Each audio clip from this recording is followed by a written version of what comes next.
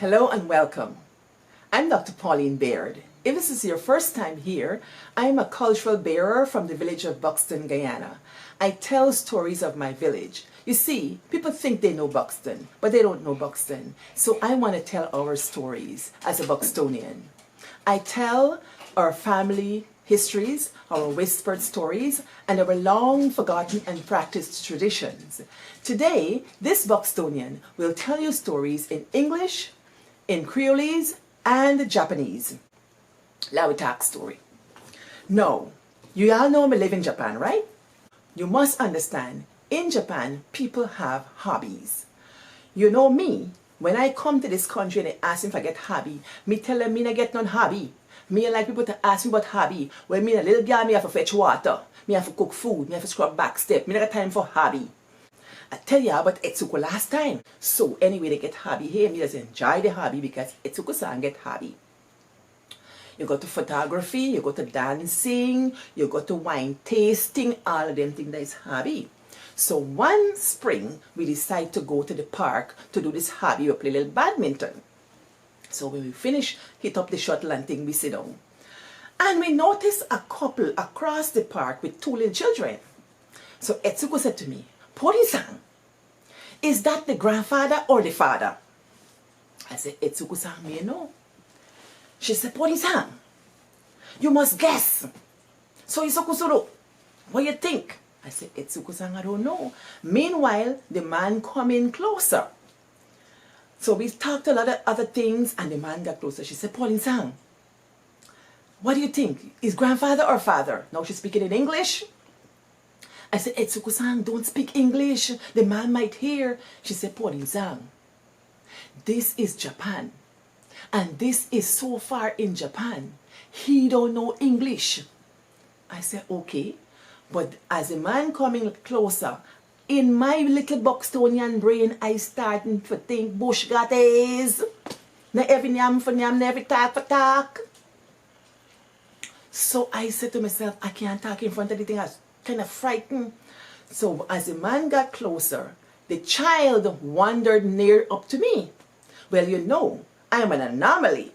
They look at me up and down. They look at this dark skin. They don't really know me. They never really see like me. Me the one black body in this whole section where I did. So the little boy come up to me and he watched me. And I smiled at him. And I said, "Oh, namaya, nan desu ka? Nansai desu ka?" I asked him what's his name and how old he is. The little boy looked at me and he just ran away. And the man turned to me and said, "You can ask him in English. He can speak English." My mouth dropped open. Etsuko gonna say a word. So I now embarrassed because I know what we just said. So I said, "Oh, you spoke English very well. So what's your name?" And we started talking. And then I said, "How come you speak English so well?" He said, "Well, actually, I'm a researcher at Johns Hopkins University."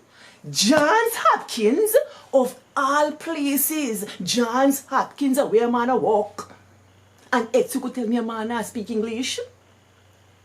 Word to the wise, bush gaties, all to enough talk.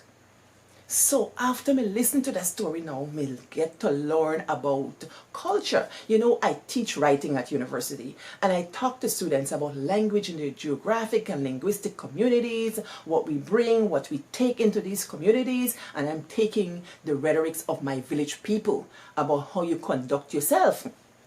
And the other one that I think about is when you go a stranger place, jump on 1 foot before you can jump on 2 foot. So guess what now? After me learn my lesson with them, I said, "Me not do that again." Now, my sister na come visit me. Me and she there Japan, I walk all over, we eat all kind of stuff. You know, I like to eat cheesy bread. That's my guilty pleasure. So I introduced her to the German bakery and the cheesy bread. We got the cheesy bread and got on the bus. Well, the thing you got to know about Japan, people don't eat on the street and they don't eat on buses. But me with my wicked self, me want to eat on the bus. So I take out the cheesy bread little bit by little, ticks and I eat it so at the back of the bus. We were at the very back. And me and my sister sit down.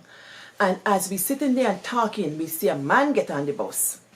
And my sister look at the man, I look at the man, and we say something not right. Hey, in my head, she turned to me to speak. Me say, girl, not talk nothing in English, talk Creolese.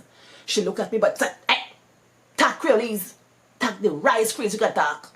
And the two of us start for talk, me tell you. And she start for talk all kind of thing. We talk all kind of thing. We talk all manner of stuff.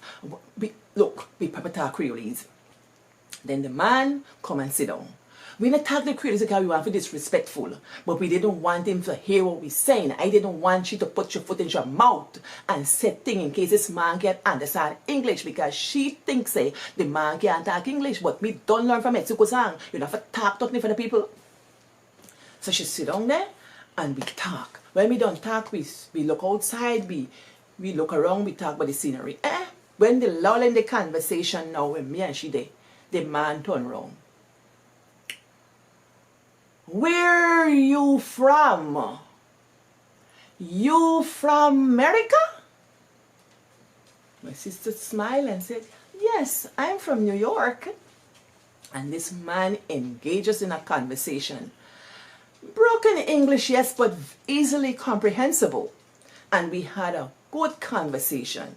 So I started to kick she about him there. I say, you see, I tell you that talk no English, yeah. So me and she enjoyed the conversation with the man. And when it was time to get off the bus, we got off the bus. When we got off the bus, guess what? We there wrong place. Me carry my sister one wrong place. Me don't know me there and she don't know where she there neither. So we now got to negotiate how to come out of this wrong place. So we go in at the place, we got to tell the people them. The time we take brush up with Japanese man, we got to ask the people them when we there and how to get back.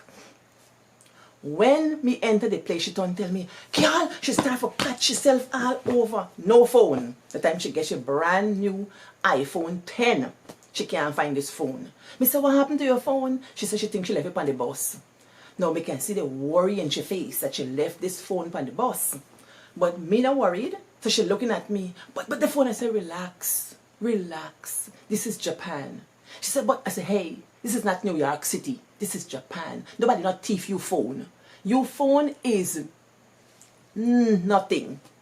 That phone gonna be turned in some way. We gonna find the phone. I see she look as if she want to be a little bit more relaxed, but I know she worrying at the back because she gets come with New York culture. So I talk to the people. I tell them that this phone was left on the bus and so on. They say, okay, just stay here half an hour. And I am relaxed and we're going around and buying things and eating things and sampling different things. But I could see she's still worrying. I said, girl, stop. Stop it. So she stopped it and the bus came back. When the bus came back, the bus conductor came, the bus driver, not the conductor, they don't get a conductor. The bus driver came off the bus and brought the iPhone 10. And she said, the man at the back of the bus turned in the iPhone 10. But tell you, a same man I was sitting down and talk about in Creolese, the man turned in the phone.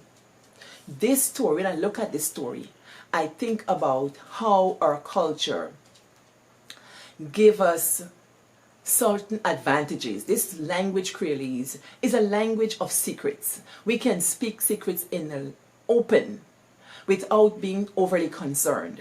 We can also exercise our culture to enact caution and to be self-aware.